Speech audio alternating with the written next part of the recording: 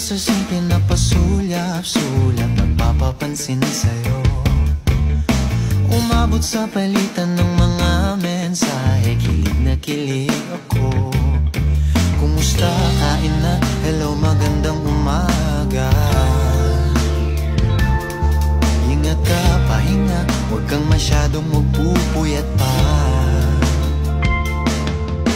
Naramdaman ng puso na dahan-dahan akong nahuhulog sa'yo. Sa kada araw natin na pag-uusap, meron ng